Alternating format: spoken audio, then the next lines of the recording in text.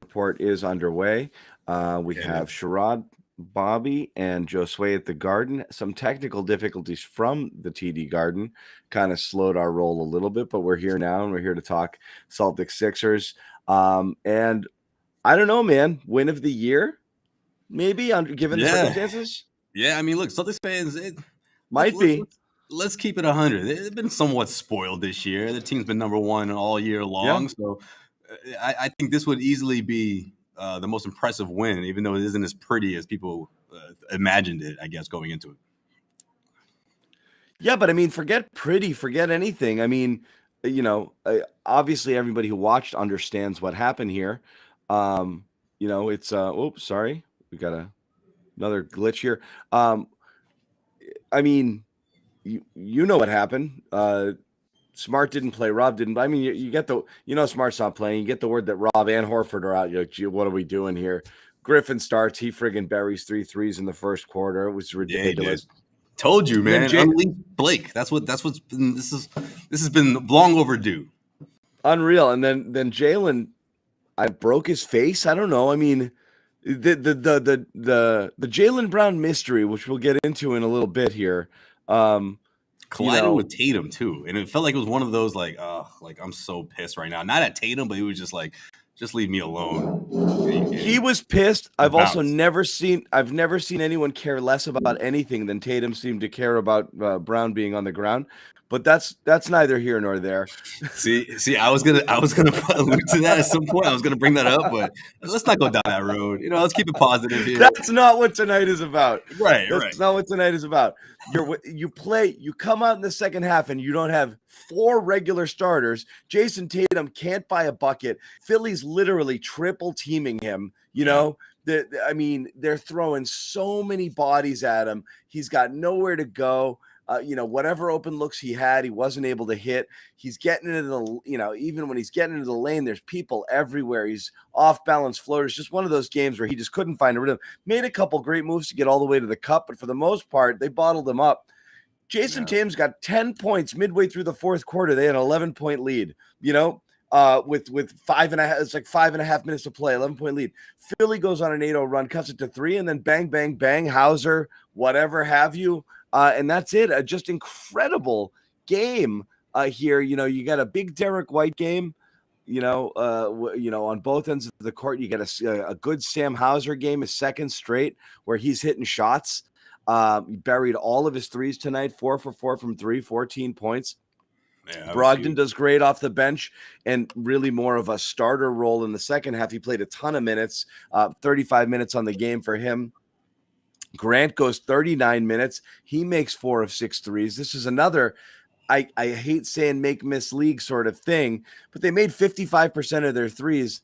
That wins you games. They needed literally every single one of those to beat this team. But I mean, imagine right now, Josue, you're Philly and you're like, oh, like we lost this one, huh?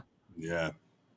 I mean, look, for Celtics fans of a certain age, the we didn't deserve to win this game speech from Doc Rivers, right? And he gave that speech just a few minutes ago in a way that I haven't seen him do a lot this season. I mean, I think these guys are looking forward to this game. No, injuries or not, they wanted to make a statement here in Boston. Doc talked about how they lost to the Celtics earlier this season. They want to prove to themselves that they can be one of, if not the best team in the East as well. And they just didn't show up in this one. I feel like the Celtics just really, bullied them, whether it was from the 50-50 balls or how many times they left guys wide open and they made them pay. The 76ers never really changed their approach on defense. And then out comes Blake after halftime, boom, another 3, another one. Like, okay, we can do this again if you want to, Philly.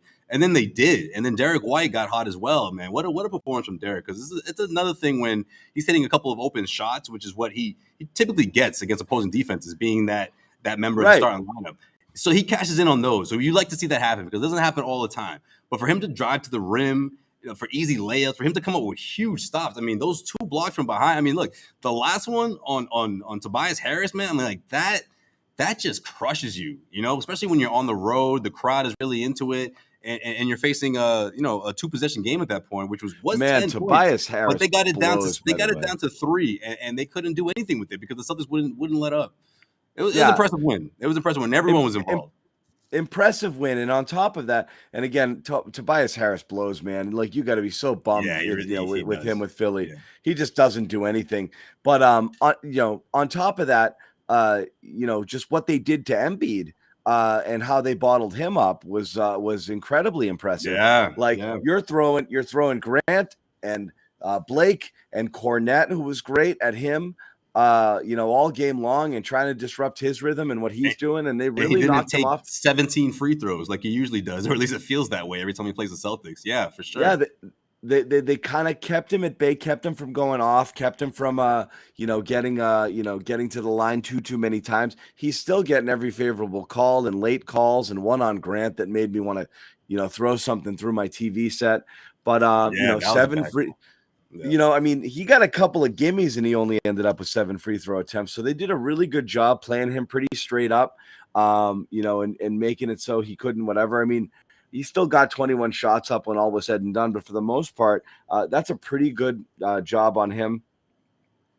Philly really didn't get much from anybody else outside of their big two, and that was it. I mean, this, like I said, is if you're Sixers Twitter right now, you're ready to jump off something. You got to be pretty. Do you think that they're that upset? I don't know. I wouldn't be shocked that they're thinking that this is just like one of those games where, Blake's never going to shoot like that again. Derek's never going to shoot like that again. But I'm with you. I They mean, would, but it's not a 7-game series. That's the problem. Is like, yeah, you can Yeah. easily write it off. It's not like Golden State game 1 of the finals would be like, yeah, I dare those guys Right. to hit it. where everyone It's just went just off that and Draymond's reading off the box score. Right. it's still like, oh man, like, this is bad. I do want to say we're having another couple other technical issues. Our chat isn't loaded. We're not seeing a lot of your comments right now. I apologize. We're hoping to get that back as the show I blame goes on. Twitter. What's going on tonight? Tonight's a weird night, John. I think don't know what's going the on. Twitter filtered down and infected everything tonight. So it's a weird vibes night in terms of technology. I think global technology took a hit tonight. Anyway, so we're hoping that gets fixed, and we're not ignoring you guys. I promise we will get your chats up there for all of you guys calling me an idiot. I know you think I'm an idiot, and I'm sure I'll be able to post some of those eventually as All well. Celtics takes aside. Yeah, we're gonna bring in Sherrod Blakely, who had to relocate, and next to the technicians, I guess. What a day! What a day! What a day! Yeah, play something from the soundboard. Come on, put some on. Oh yeah, please. We're good, Josue. Just I'm having Brockton Wi-Fi issue over here. Oh, that took 8 minutes. Yes. What a game! Yeah, what a game! Hey, you guys talk for a minute. I'm going to go try to fix my technical issue with the stream, but you guys are good. Hang in there.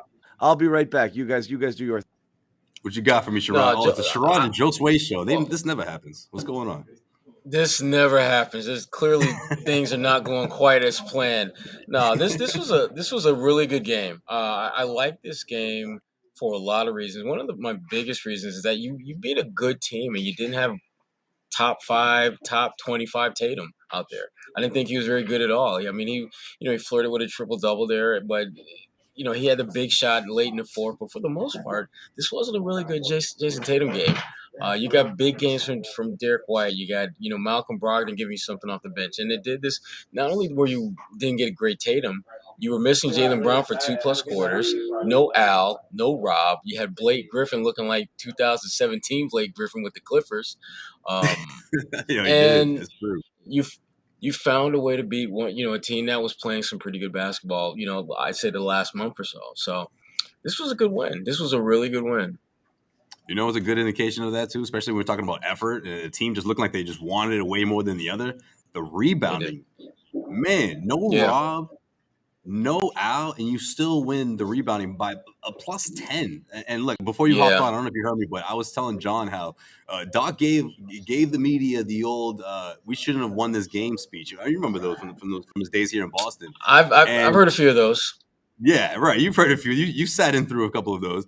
I mean, how much of it is that though? Like when you look at what happened, especially in that fourth quarter. I mean, Philly got it down to 3, and the Celtics got their lead right back up right before things really mattered in those last couple of minutes. Yeah, I just the Celtics they played harder longer. I mean, that's really what this came down to. I thought Philly did a lot of good things, especially coming out the gate with that 7-0 run to start. But Boston just played with a more focus, more intensity, more effort, more grit for longer stretches, and that's why they got the win. And to me, this is the way that when you talk about the postseason, you talk about figuring out ways to win ugly or win in ways that aren't necessarily indicative of who you are. These are the kind of games you got to have to play. You're going to have to find a way to do it. And again, I don't know how much you guys talked about Blake Griffin, but man, was that a Back to the Future moment for him tonight. And the thing about it, and I don't know how much they talked about this in their prep, but Joel Embiid historically does not like to come out and guard bigs. If you are in a flow, he's going to let you get 3 or 4 wide open shots off before he just decides to make any attempt to guard you. And I give Blake credit. They came right out the gate and took advantage of that. He made the first 2 baskets for the Celtics, scored their first 6 points, 9 of their first 11. And again, Philadelphia, you didn't even play the full brunt of the Celtics. And they pretty much, other than the first 3 or 4 minutes, they pretty much had this game, going at a pace and a rhythm that they wanted to, as opposed to what you were looking to do. But I do love those "we should have won the game" speeches from Doc. I love them. And he had a smile on his face while he did it. He just loves the city. He can't even stay mad after a loss. But yeah, I mean, no. It just reminded me of those days of watching his press conferences and saying hey, listen, we shouldn't have won this game. We don't deserve to win this game. It was just oh yeah, I remember that. You know what? That applies. You got that, dog. Because again, whether you want to talk about the effort, guys going out to guard the 3-point arc, or just overall on defense, they never made adjustments. And Doc obviously pointed that out. Someone else pointed that out. I will bring that to you in a little bit. That is an interesting little nugget. But yeah, I mean, crazy game. One of the funny things you talk about is you can point at almost every person tonight who played, who made a contribution, except for maybe Pritchard in his limited minutes. But almost everybody who did get in there did something of value. But it also is. It's just, this is what you have to do when you're down this many players is you got to stay with the program. You got to keep passing the ball. You can't start going ISO because you just don't have those players out there. It almost forces you to play team ball and have a team effort because there's no other way that you can succeed. I mean, you could give the ball to Tatum, and if the defense was playing him differently and let him shoot 40 times, I guess, in a game like this, but that wasn't happening. Philly made sure that didn't happen. So the Celtics had to get everybody else involved, and they did. And those are always fun because it's oh crap, you're open here, and you hit it all right, yay, you're really psyched for one another. And that's kind of what this game was for these guys. A great moment when I forget who it was. Might have been White standing next to Hauser in the corner. Hauser kind of relocated there, took his spot. He just shovels it to him. He hits it. The bench gets up. Stuff like that was really great. Everyone kind of when they needed to step up to make a play did, which was really great. When they needed a board, they got it. When they needed a good defensive stop, they got it. Just kind of happened all game long. There's so many individual moments from so many different players. It's really a game that you can feel pretty proud of, both as a fan and certainly as a coach, sitting and watching this one. Man, this we manned up tonight. Yeah. The effort and the multiple contributions. That's what you want. I mean, you obviously you want to win the game, but even if the Celtics would have wound up losing this game, the way they played was exactly how you're going to win. You're going to win more games than not when you play like this. When everyone is contributing, as you pointed out, Sam Hauser, big shots, Blake, big shots, Derek White, big shots and big defensive plays. I mean, he had some, top 10-esque blocks there. And again, he's arguably the best shot blocking guard in the NBA. And we saw that on display tonight. I even said something nice about him on Twitter, but I'm not going to repeat it because I don't want that shit was shut funny. up. I don't want the Derek White stands out there to get big heads. I almost retweeted I'm sure the chat has probably said apology cam 85,000 times, but I can't see the chat. Sorry, guys. Anyway, you know what though, John? The moment you do that though, he's gonna go 1 for 12 the next game. So don't even do it. Don't it's like the Grant 20. It's like the Grant $20 million game. he has it. Everyone starts saying, "See, that's why he has $20 million." Then he plays like ass for like 8 games, and everyone stops saying it. Right, You know, right. so it's like those. So That's always been it with White. Let's keep it 100. I mean, consistency. That's always been the case with him. If he's consistent with it, no more slander on this show for sure. Well, at least from John, because we don't really give him a whole lot of slander besides John. But yeah, I mean, again, it's I'm a Derek White guy. I am. I've been from day one. Just because I just think you need guys who are high level wild card factors, guys that they're not great players per se, but there's certain nights and certain situations where they can potentially be the best player on the floor for you. And I think he has that in him every now and then to be that guy. Like I thought yeah. Go ahead, John. No, you got it. You finish. I was just going to say that this was one of Somebody those go. nights where when you look at why they won this game, his ability to play at a high level at both ends of the floor was a big reason for that. And so for me, what I finally realized I like most about Derek White is once you kind of come to grips with his limitations. He's not a lights out shooter, and he's going to have nights where he doesn't shoot really well. He's not an exceptional athlete, so he's not like he's just going to do blow by you or have these big games. You don't expect him to be like a high volume scorer either, but every once in a while he can he can fill it up.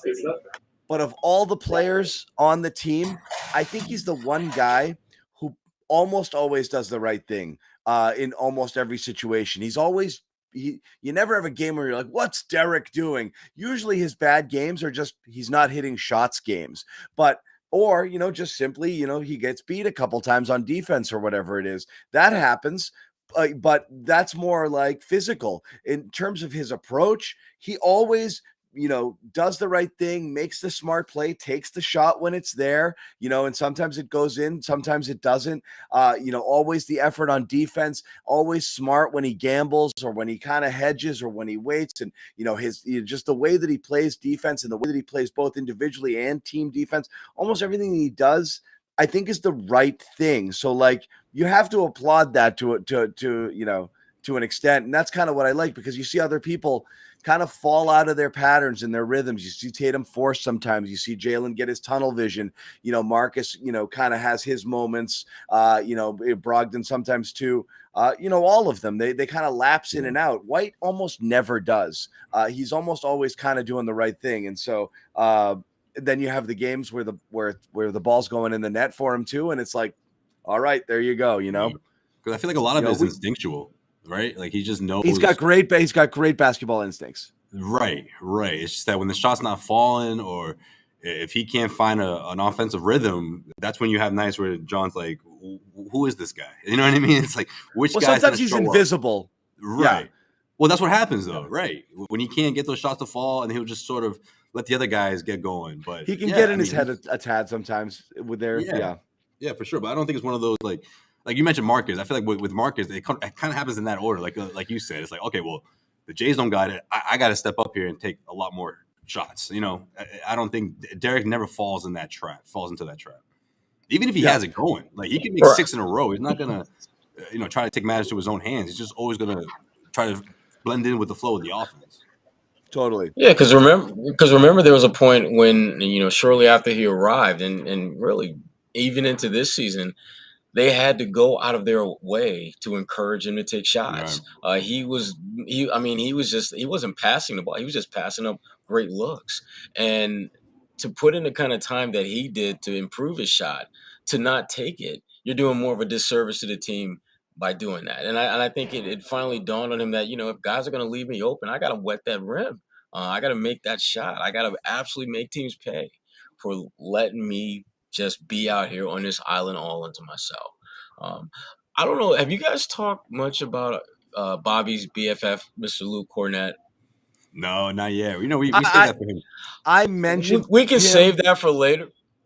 This is the thing, and we can obviously come back to this later. But Luke's athleticism is kind of underrated. Some of these above the rim finishes, these are not normal dunks. That's coordinated.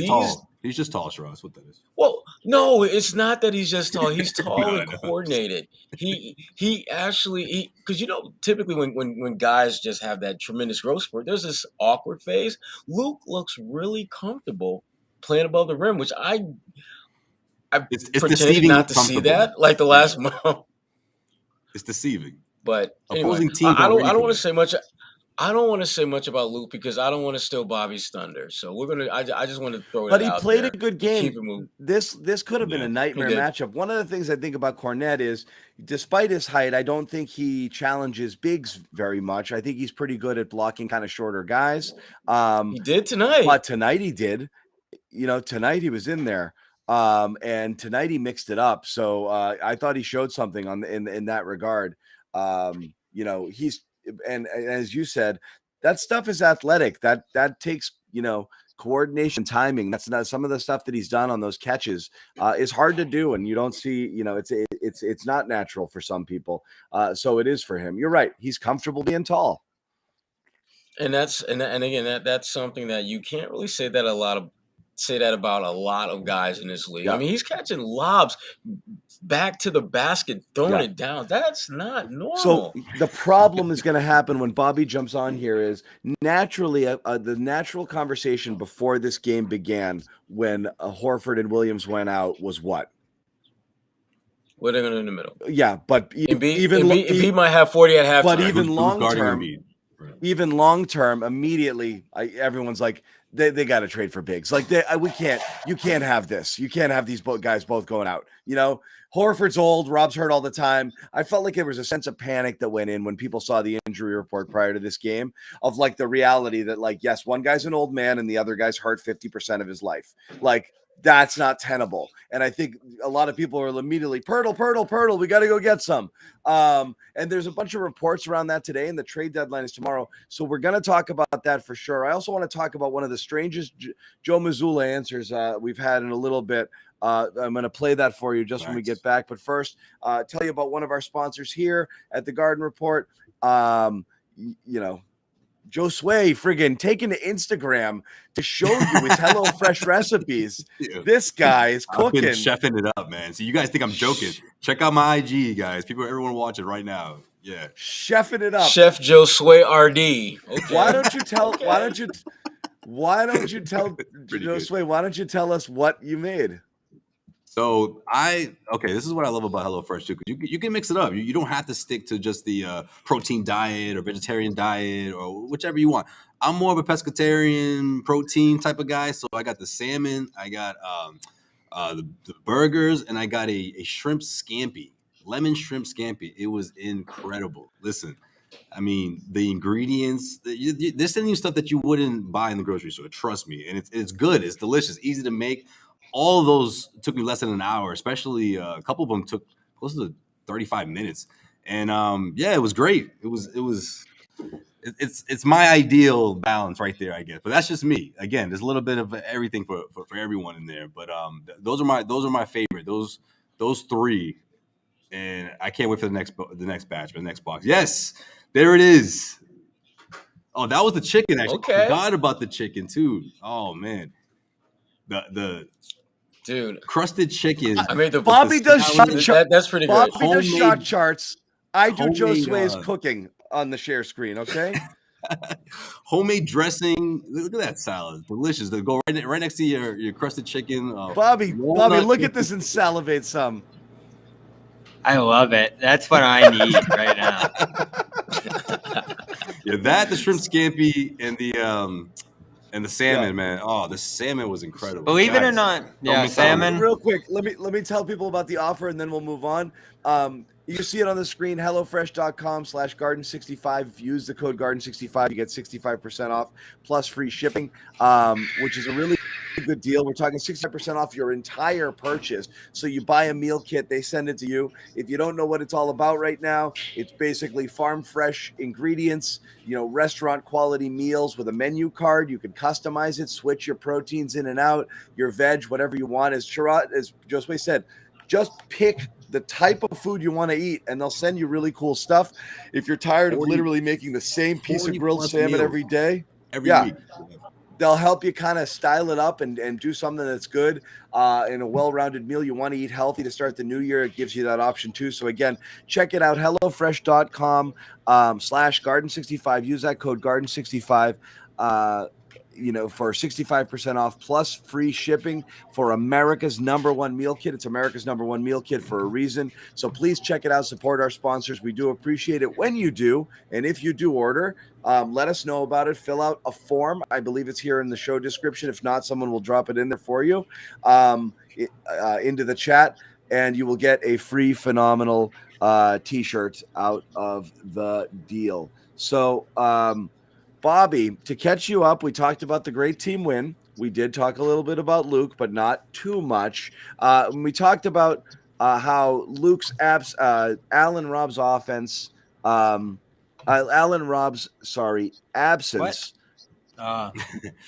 Allen Rob's absence kind of freaked. I thought you were about to say Allen Robinson.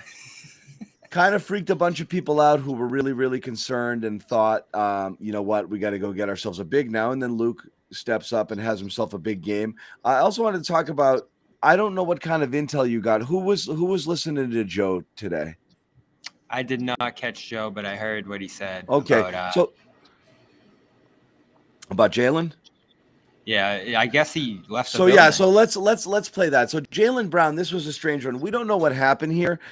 I find it. I don't know. Oh, we actually have an update. Oh, what is it? Breaking news from Shams Tarania. Jaylen Brown. That was the fear. He'll likely be sidelined through the All-Star break with further examination coming tomorrow. So that's where I was going with it. It made no sense that he would leave the game with a facial contusion unless they feared that he suffered a fracture. And that was my concern there because Joe was insanely vague. And now I'm not going to play the soundbite because it doesn't really matter. But he couldn't reach him. He didn't know where he was. He said he called him. He didn't pick up. And we'll put no, this it's still update weird on the though, John. It's still a little weird. We'll put it was weird regardless, but we'll put this update on the screen here. But no longer a facial contusion, now reported a facial fracture. That's kind of where I was going, guys. It made no sense to me that he would have left without a concussion or without anything. Obviously, Mazzulla kind of tipped his hand because he's like, I tried to call him, I don't know, which means he left, and he was asked that follow-up question. I'll play it anyway. This is what Joe had said. I haven't got an update yet. I called him, he didn't answer, but I'll get that, ASAP. I hope he's okay. You said he called Jaylen, right? Did he have to go off site to get medical care, or what was it? I'm not sure. As soon as I got to my office, I just called him. I didn't see him where he was.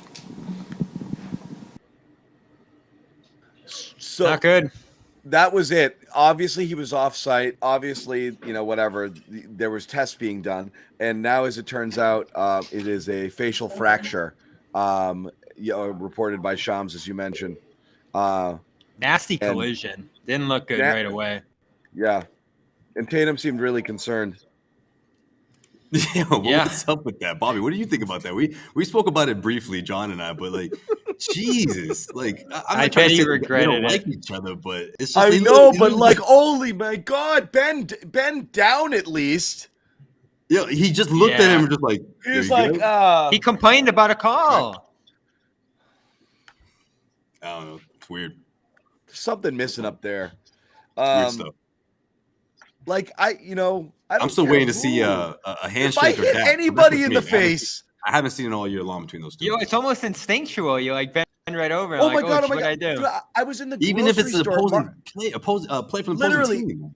I was at Market Basket and a second line opened up and I went to sprint my cart there and I bumped the lady in the arm and I stopped. I was like, oh my God, I'm so sorry. He literally just broke his teammate's face and he didn't do anything. It's so weird, man. Yeah, it's weird. I don't know, man. That dynamic is weird between those two, man. I never call it weird, man.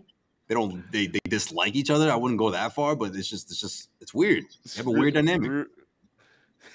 So weird. But anyway, that's not good. We don't know. You know how everyone has a handshake coming. I'd never see those guys clap hands. I've never seen anything like that in my life. Oh, I bet he regretted it immediately.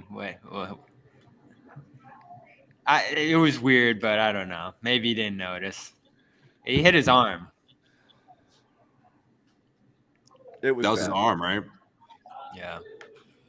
It was bad, yeah. Jalen ran right off. And you're thin now. I mean, Rob injured that ankle against Detroit. Didn't look good. They'll probably be cautious with that. I have no clue what happened with Al. No real indication he was hurt. And Joe didn't say much about that pregame either. But what a performance for the depth tonight.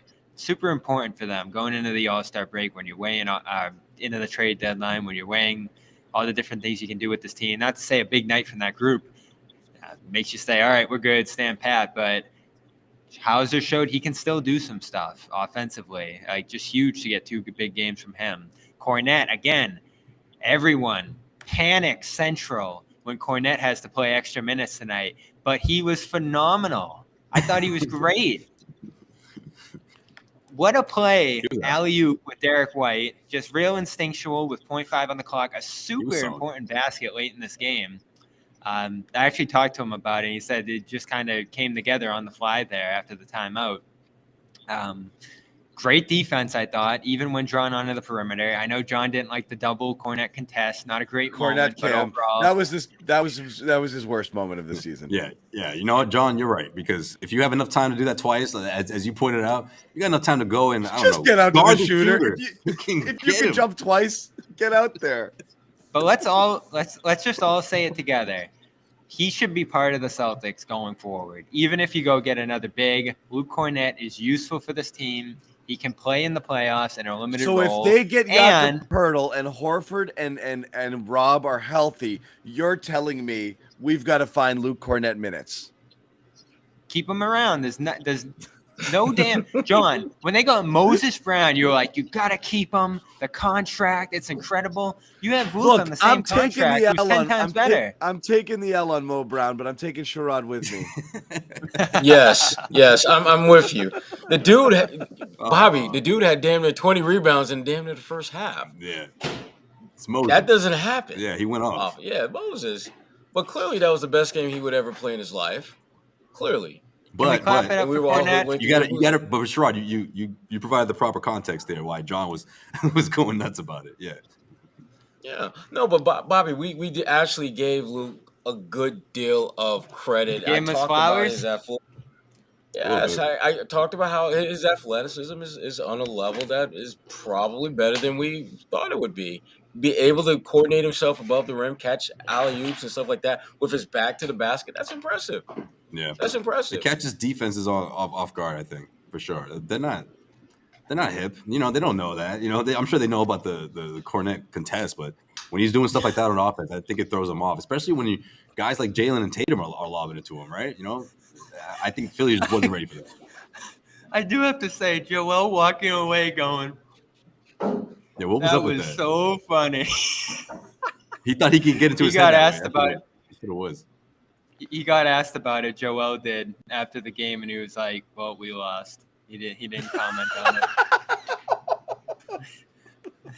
People find it so ridiculous. They literally don't want to talk about it. Everybody outside of the Celtics who's been asked, they're like, "Yeah, I don't know. We just kind of we don't really know." That was so. Yeah. He was like, "This guy stinks." Only Joel, man. Even Luke. I asked Luke about it. He was like, "I just laughed. That was funny." Yeah. But what a performance! Stepping in, tough spot, guys out, and Luke Blake right in. They don't win this game without those Blake threes. Incredible stuff from Blake tonight too. Speaking of Blake threes, anybody in there talking to Blake? Blake talked, and all right, I'm gonna give you a little soundbite from Blake. I was gonna, Bobby, did you see this? Some shots fired from Blake here. No, I caught the very end. Okay, shots fired from Blake Griffin here. Aimed at the guy over there on the other side. Well, he was motivated. Let's get into that. Let's get when we get back. Right, we'll talk more about that. This is pretty good. Do you feel like maybe a little disrespect to just kind of leave you open like that? You know, as a guy can shoot 3-pointers like that. I don't really take it as disrespect. It hurt him. That was their game plan. Obviously, you know, Doc makes that game plan. They didn't adjust, which has been sort of a thing. No disrespect, though. No disrespect. Why is it people are about to disrespect you when they tell you no disrespect? You can't that's what everyone insult looks up. somebody and say Who no did you say? disrespect. No disrespect. Everyone looks up like, oh, what you got? Yeah. Well, I think people forget that, Blake keeps it real. Blake played. Yeah, well, remember, Blake, when he was with the Clippers, had just signed that fat contract, and then they sent his ass to Detroit. Yeah. I would be, if I were Blake, I would absolutely be salty to this day because he was the face of the franchise, and then you sent him to He Detroit. just put Doc in a body bag there. I mean, that's pretty bad. He did. Yeah. This is one of those games where I would love to have had him mic'd up because remember a lot of those shots he was knocking down in front of that Clippers bench. Yeah. You're telling me he just knocked down a shot and kept moving? Oh no. He had some words for Doc. It's probably He did. Yeah. But this was absolute revenge game. This is you did me wrong and I'm about to do you period kind of game. They had no and again, to Blake's credit, he recognized that he was being defended more times than not by Joel, who's not going to defend him.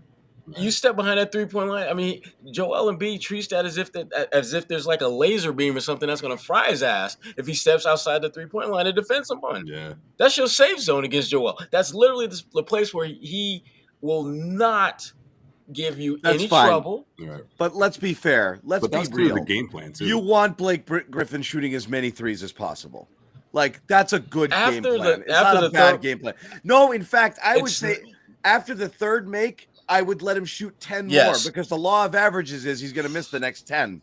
Yeah. I'm not adjusting to this guy making inordinate amount of threes. I would actually expect him to miss every single one after the first three. So it's funny to make fun of Doc, but Doc Rivers did not need to adjust his game plan to defend Blake Griffin on the perimeter. It's just not what he needed to do. No, a guy makes 3 shots in a row. A non-shooter makes 3 in a row from basically the same area. Let him keep shooting.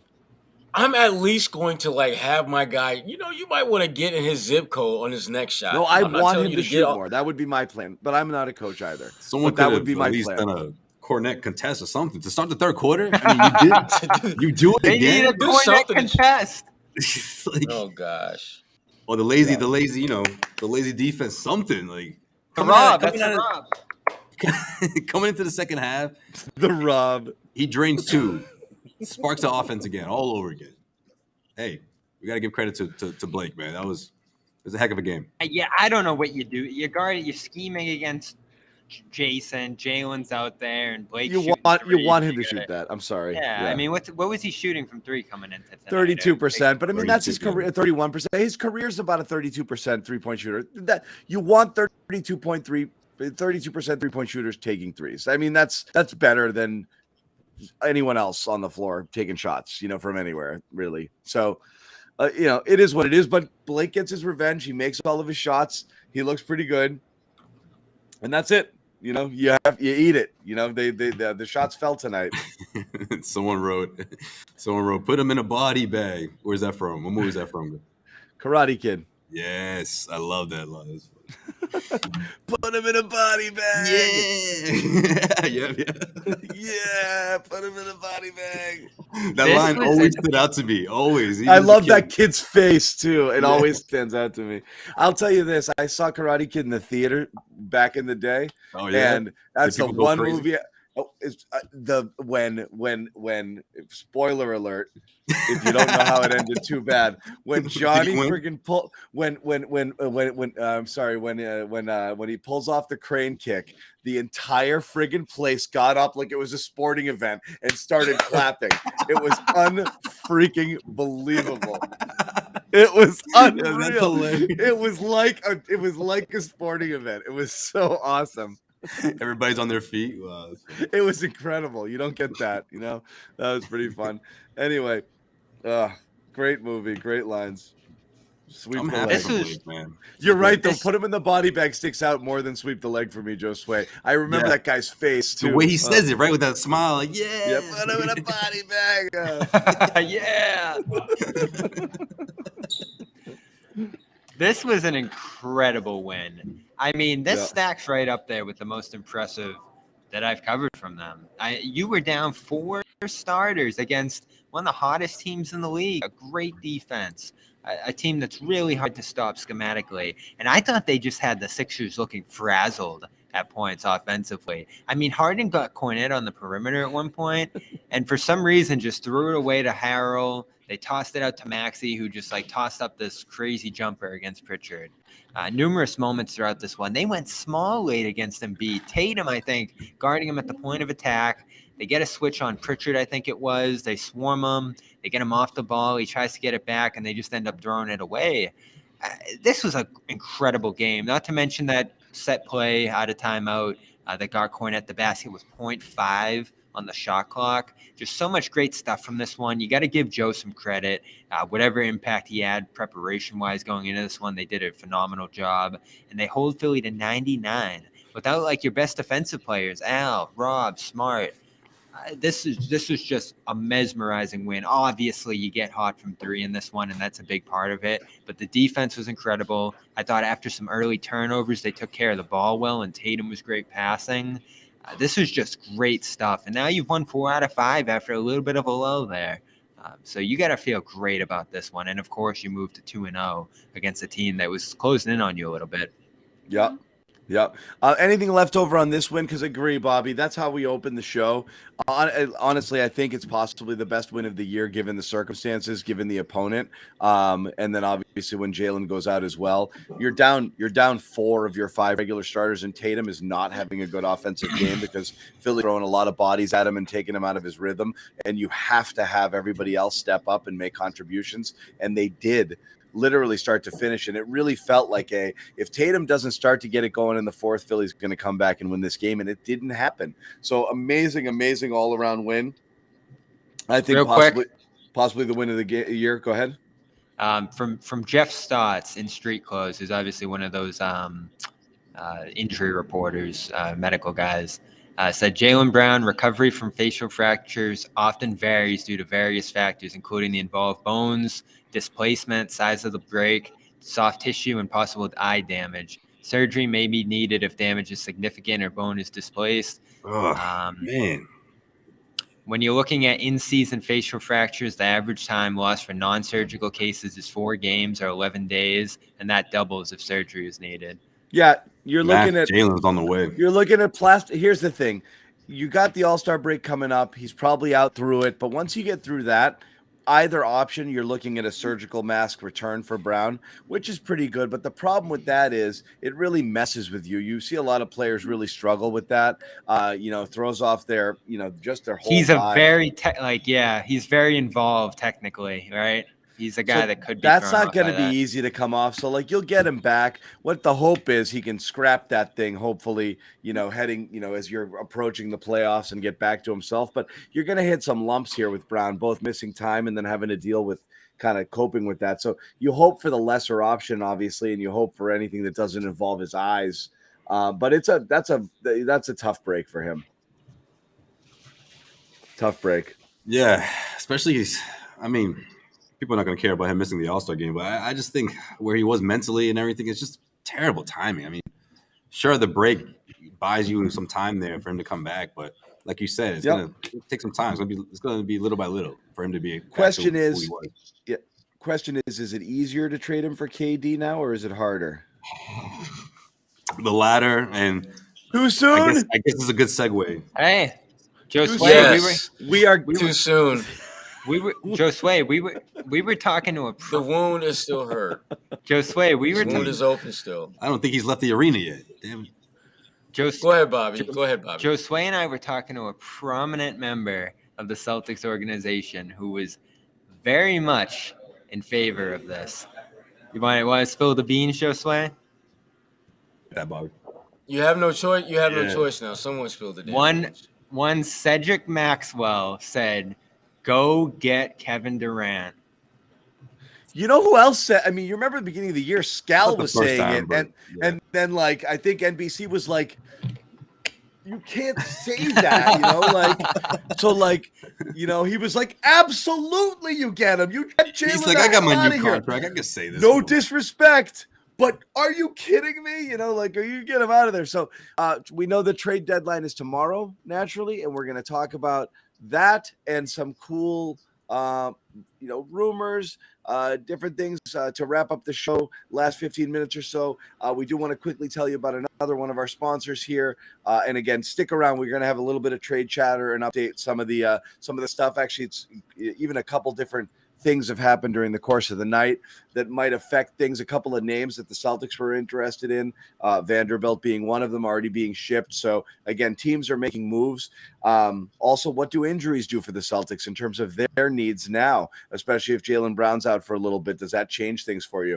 But first off, tell you about Athletic Greens. Terrific. Bye, Bobby. Bye.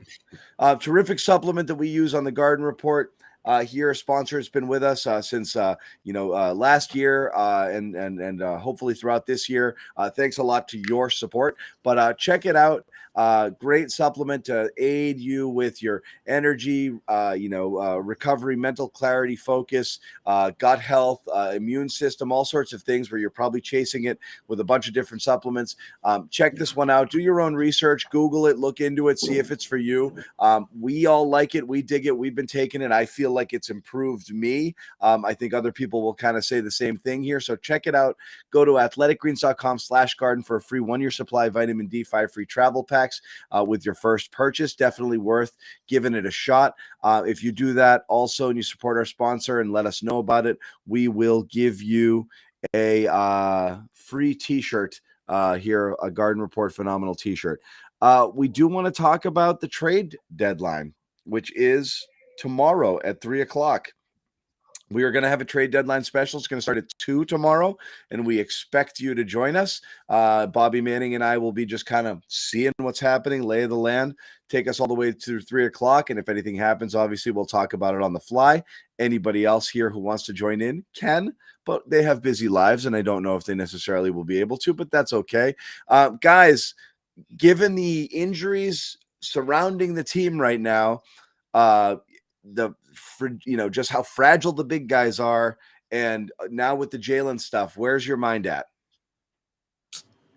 I think they're going to sit tight and wait for the buyout market and go get Nerlens Noel. You don't feel different, like that they need more? Oh, I think they could use more just for just the sake of having an insurance policy. But I think if they, and again, health is always a crapshoot when it comes to getting ready for the playoffs and having success in the playoffs. But I think they've got enough to get to the finals.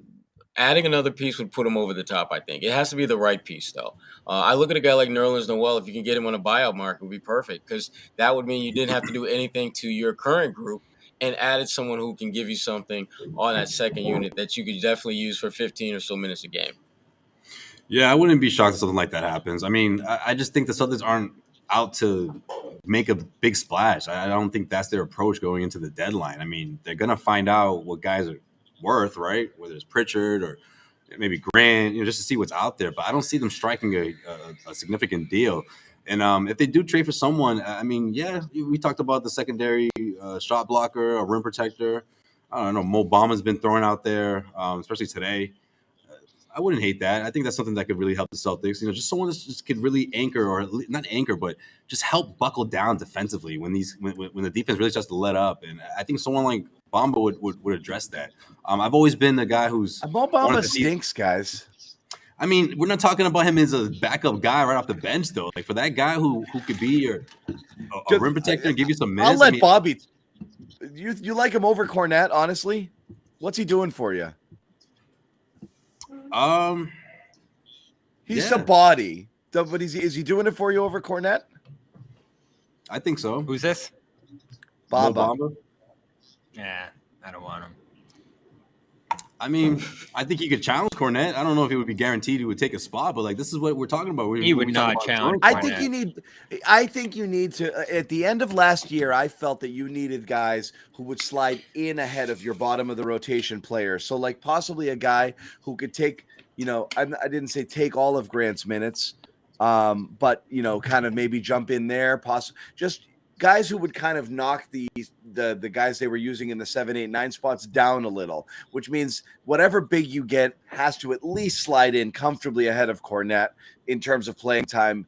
Or else it's not really worth getting. Like you're not giving up anything real. And right, buyout market, you're right, Josue. A body is a body is a body. But none of those guys are moving the needle necessarily. That's literally just a body, like dead insurance. Like, okay, you're a tall guy. Go stand out there for a little bit. I guess you would play Bamba in a game like this, maybe in place of Blake Griffin. So, yeah, it's an emergency situation. But I don't think they're playing meaningful minutes for you.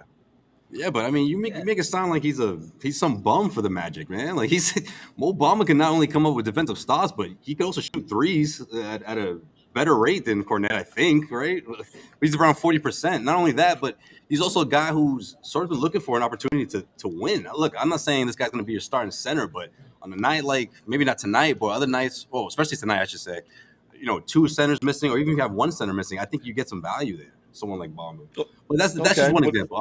I've always been a guy who's saying that the 3-and-D guy, a secondary wing defender. I've thrown out Crowder before. I mean, again, nothing's going to be a huge splash in the trade market, but I do think guys like that, quality guys like that, would make an impact on this team.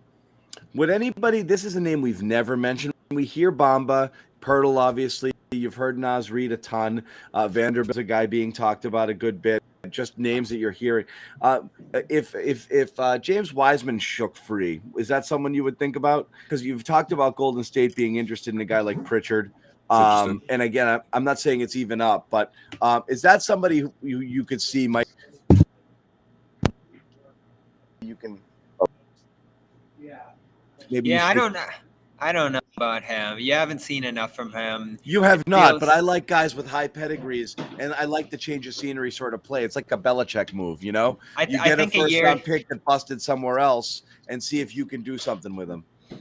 I think a year or two ago where you're looking for second draft guys and reclamation projects would have been more fitting then. I don't think you take a flyer on a guy who has struggled to get on the floor and play in a system. And I know it's more offense that's impacting him in Golden State, though he hasn't been a great defender either. It's different here, but don't the Celtics play pretty much the same way the Warriors do, at least offensively? So I worry about that. A lot of the off-ball screening, a lot of the movement and spacing that he's struggled with in Golden State. And he's very expensive for a rookie. I think like 12, 13 million, right? He's expensive. Yeah. He's up there. That's why they're trying to sell him right now. You looking for a shirt? He's not playing. He's not playing. This is why I don't like Bamba and Noel and Cousins and the Flyers on the free agent market. You're not sure not only that they can fit and contribute, but also that these guys will enjoy being here in the role they're in. Right. I know that's been a concern with Pirtle too, that he's looking for the payday. He's looking for the big role. Yeah, he doesn't want to be your third big. Honestly, if you bring in Pirtle, you got to start playing Rob a little. You got to start playing Horford less. Yeah, probably. And that's not the worst thing in the world. I still really favor that move because I think you have advantages trading with them. I think he brings a ton more to the table, and he brings something you're missing in terms of that scoring at the basket. Yeah, he does. And one of the things, I don't know how well he fits. He might not with their offense. You're right, because it's not a guy who's going to shoot necessarily, Josue. So it's not a out to 10 feet. Sure. So a couple updates tonight. Earlier today, I know Jake Fisher had put out that report, but I didn't put much stock in it because all it said was the money for this. The Celtics are looking to move out Gallo and Pritchard, and that money would match up to Pirtle, but it didn't connect the dots between the two. He also said that money would add up to Mo Bamba. So again, not to crap on the report, but it didn't actually link the Celtics to Pirtle. It just simply said these two things would match his salary. This was an update from Mark Stein over the past. The Spurs, and again, what team doesn't do this? Oh, we're not trading this guy. We're not trading this guy. And then you get close and be like, we're trading this guy. So again, you're trying to drum up interest by making a guy seem untouchable and get those offers coming up with the hope that you can get a nice haul for it. Pirtle's going to get traded. Right now, it looked like Toronto was a favorite. It's the last I saw and a couple of reports out there. But it does look over the course of the past 24 hours, again, according to Mark Stein and a lot of other people who've been hitting Twitter with their thoughts and takes on this situation, that Pirtle's going to move. So then it just is a matter of what's your price? How much is too much here? I'd say 2 additional firsts over what you already owe them. So I wouldn't give up 2 picks on top of the. You would do 1 first? I would do 1 first and then amend the 2028 you already owe them to just give it to them. What about you guys? Yeah, I mean, I agree with Bobby. I can't imagine a scenario where you're giving up significant currency for a guy that, again, is not necessarily going to be a prominent 25, 30-minute a guy player for you. I just don't see you giving up much for that. So that's going to be the challenge for the Celtics is just having the ability to accurately price point what a player's worth is on a trade market. I think this year is really tough, particularly when you have a team built like theirs that has a lot of back boxes already checked off. You don't have a tremendous need for someone to come in and be a regular rotation player. It'd be nice if they did, but it's not necessarily something that you absolutely have to have. Right. You're not a fan of him, Josue. I'm really not. Just not for this team. Like as a player, yeah, I think he's talented. I don't know how well he fits in, especially when you got 2 guys that are fighting for those minutes. You know, he has to split those with Williams and Horford. I do think Horford's. You got to be careful in a sense with his minutes, but I don't think it's one of those like, oh, you got to start cutting down his averages in minutes and trying to integrate Podol. I mean, I don't know. I'm not crazy about his fit with this team, but we'll see. Okay, it's expensive. It's a luxury. I think in a normal year, you don't push and overextend yourself for something like this. But I just think this year is so important. I think they're so vulnerable if they lose an hour. I know. Rob. If you hadn't burned so many draft picks year over year over year, that's another thing too. Yeah, that's another problem. If you were just, I don't care about the picks, but you got to start caring. Okay, the Max. problem with this.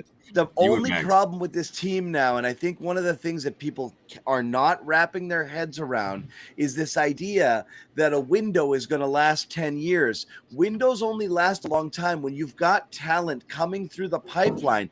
It's not just dependent on a couple of stars.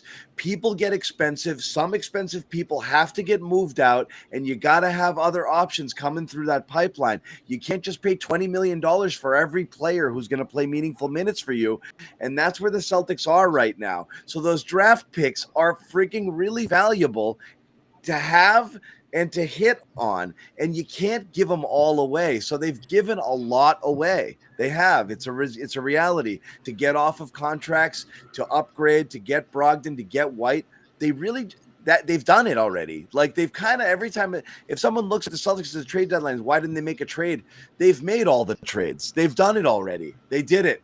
They did it before the year. They made their trade deadline trade in July when they got Brogdon. Because they gave this year's first already. That's kind of it. Like you just can't give every future one away. You can for stars. You can't do it every time you need depth. It's insane.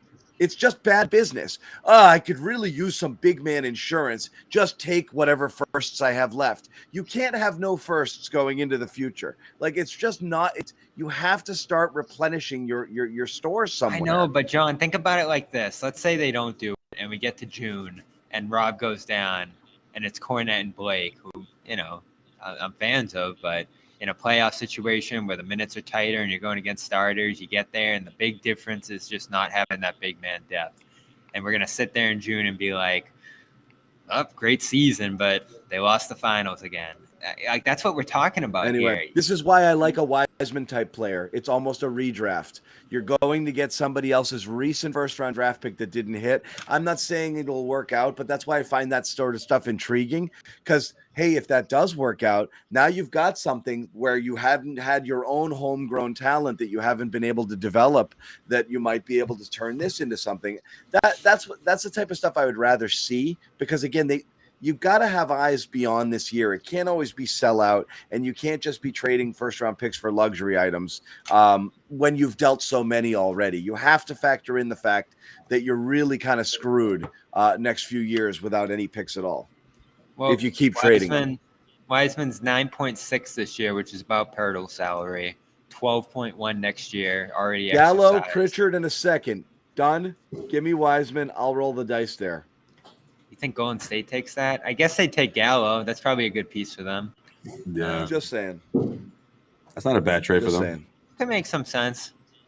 Anyway, Do you want to help I'm out? Well, I guess they're helping you out. Do they want to help the Celtics out? They don't give a crap. The chances that these two teams square off ever again this season is very small. I know, especially after Curry just went down. What a development today. The Lakers going all in, and or I guess that was a couple of days ago in Curry's case, him going down for a significant amount of time there. This was so interesting. I almost couldn't watch the first half trying to put together the pieces of this trade. Unbelievable deal. Well, I'm glad you were able to pull it together and do your job.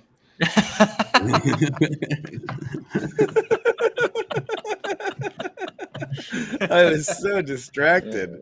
Bobby was on the phone and everything, making phone calls. I was like, damn.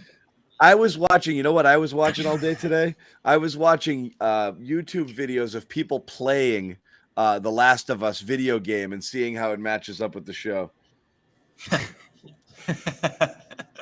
That's what I was doing. Anyway, so yeah, quick thoughts on this trade. Lakers. Good trade for LA. They're back. I love it. I thought they needed to do that healed Turner trade over the summer. Just throw the two again.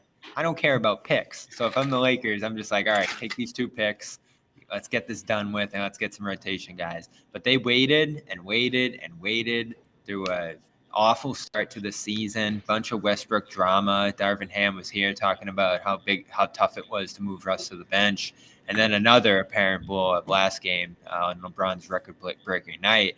But you get away with just giving up 1 protected first-round pick that conveys to a second if it's protected, and you get Vanderbilt, who I love as a throw-in.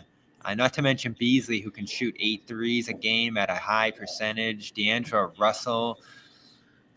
I don't love him.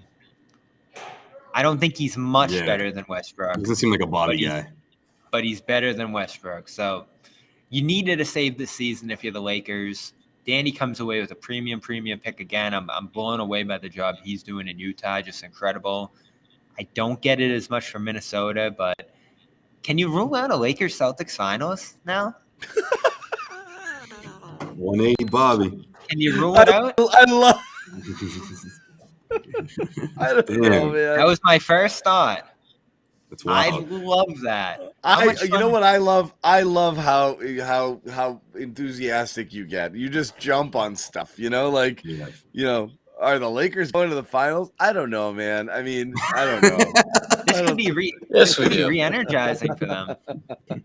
It could, but I mean, they got a lot of energy though for them to go. Kyrie looked good tonight too, by the way. Of course, they're in the playoff picture for sure. Let's say that.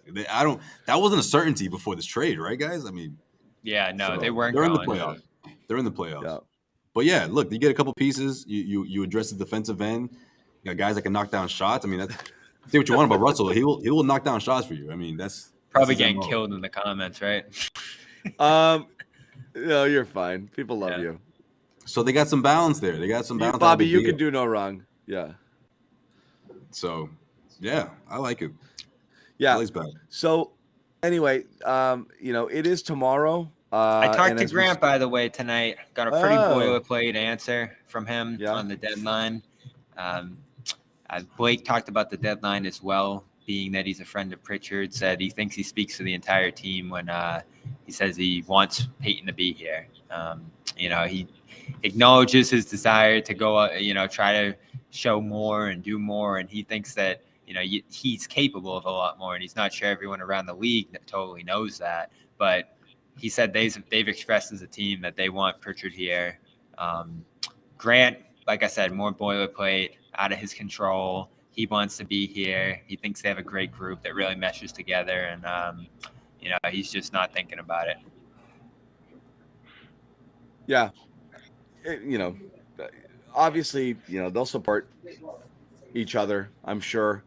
And there's always something to be said for like we can win with the guys in the slot. You have two sets of mentalities at the trade deadline, right? You have teams that are like kind of like looking at ownership like you're going to do something, right? Because we really need something. And they're not going to say who they want to go, but they're like, just do something. And then you have other teams that are like, we're good. We're good in this room. I'm sure the Celtics are a bit mixed there. Like, I'm sure they like their players, but they would understand if a move was made that would. That Pritchard talked to the Globe again today, and yeah, again more like I know what I can provide. I want to play more, and it sounds like he's ready. Everybody does. I don't know that he gets traded and plays a ton, but yeah, I'm sure there's more opportunity than there is here. He's buried on a depth chart, and when he's not getting good minutes, even on a night like this, when there's a lot of people down with injuries, the writing's on the wall. Like there's just not, and then going forward, you have three guys under contract for 2 and 3 more years who are playing ahead of you. It's never going anywhere for him. So whether he goes at the deadline or goes in the off season, I think he goes at some point. I feel like he constantly needs a guard, one of his teammates, to just have an awful shooting night. And like that's how he gets more playing time. And that's just not. That's not what he wants, obviously, and I think that's his way of just voicing his opinion and saying that, look, I wouldn't mind a change of scenery if that was the case. Also, if I don't get traded, I'll give this team all I got. But hey, remember, I don't mind getting traded. Like I feel like he's been reminding us through different avenues the last few weeks. Yeah, it's interesting. Where's Westbrook go, Sherrod? That's a great question. To be candid with you, would not be surprised to see him not go anywhere. I saw Chicago as a possibility. No, I'm thinking he stays. I think he's going back to Cali. Utah? Right? Clippers. Oh, in LA. Yeah. Clippers. I don't know. You're going to do that with Wall? Chicago would make more sense if Chicago believes that they can make a push. Can I talk myself into Westbrook? I can talk myself into Westbrook. I asked Josue. I was like, what do you think? He goes, if I'm Miami, I'm calling. I'm sorry. I'm calling because it makes sense. Extra offensive scoring power. I mean, all the Depots had a good season, but you can always use some more. I mean, just to make a splash. John, you're not going to talk yourself into it. No, you can't, John. I don't like me. I'm not a Russell Westbrook guy at all. Yeah. But I'm not doing that. Russell Westbrook, the problem with Russell Westbrook, he can't accept a role. He's not at the point in his life of he's accepting a role. He wants to go somewhere and be the man. And I just obviously not going to happen here. But could I talk myself into a guy to kind of, I know he's a guard, but to play kind of like that small wingish sort of like, backfill to Tatum and Brown and be out there? Could I talk myself into that? Maybe, Yeah. But no. I can't. That's a good place to wrap it. I can't. I don't know. I like the energy. I like the effort. One thing I like about Russ is he does bring it. But John, the last second in his last he used to be one of my favorite players to watch. He brings bad shot selection. He brings bad shot taking. He brings a lot of things to the table. Defense, ugly. That is. I can't. And he gets John. so much crap. We probably. Something might work. I don't know. I'm trying to give me I'll have it by tomorrow. Give me a minute. Check it out on CLNSmedia.com. John's column. My column. Why I've changed my tune on Russell Westbrook. Anyway, we're gonna wrap. We do want to remind you again. Trade deadline special 2:00 tomorrow. Should there be any news prior to that, we will jump on and and do a live show right away, reacting to whatever news we get. And we'll still probably jump on right before the deadline. If there's major breaking news involving Celtics earlier today, we'll probably do that. Jump on for the deadline, maybe closer to 2:30 or so, and take you through the deadline, any and all moves, particularly, even if the Celtics don't make any moves that affect their competition, and there will be some, and you're still waiting to see what the hell Toronto does. And they did say they're going to hold it till Thursday. There could be some seismic shit that goes on if Toronto starts making moves, because they really are a player there to see where it goes. Was that a lullaby? That was Josue's alarm to go to bed. Quick story. One night I was out after I did not need to hear that. I did not need to hear that. All right, my phone went off one time. Bobby was like, "What was that?" And I was like, Look, sometimes we need a little reminder when it's time to go to bed. This is. Are we gonna have a glass of warm milk before we go to bed, Josue? It's not a lullaby. It's like a notification, just letting you know, hey, it's almost time for lights out. It's almost time for lights out. Hey, you know what? I'm all for it. Let's go to bed. Right, Josue, do you need a bedtime story? I got to put the Celtics schedule into this so they know. But yeah, it's just a little reminder. Yeah, and then Luke Cornett came into the game. He's a prancer. He's a dancer. He's like a comet. He's bigger than Vixen. Yes. Oh my God! That was Bobby awesome. lost it because he knew exactly what that was. He's heard that before. When that alarm goes off, we know we're done. So we are going to wrap it again. Please check out the trade deadline special tomorrow. Subscribe. Turn on notifications so you don't forget. Subscribe to All Access. Subscribe to our CLNS media page. You can catch us live on either of those. This will allow you to set reminders when we are going to go live, and we'll be here breaking it all down. It's always a fun day.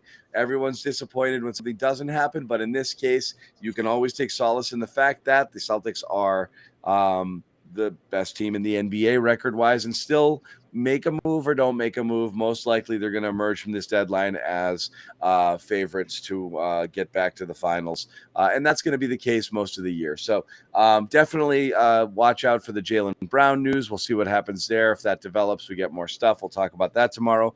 Any and all trade stuff. Again, thank you to Josue and Sherrod and Bobby for hanging out. Thank you guys for listening and hanging out with us as well. We apologize about the chat situation. We would have loved to include some of the stuff you guys are talking about. I've been flipping back and forth to our YouTube page where I could follow it, and did see that it was very active. And obviously a lot of people have a lot of opinions about what the Celtics should do in and around the trade deadline. So we'll share some of those again tomorrow right here on CLNS Media. Thanks for watching, and good night, and Josue. Everyone go to bed. Go to sleep.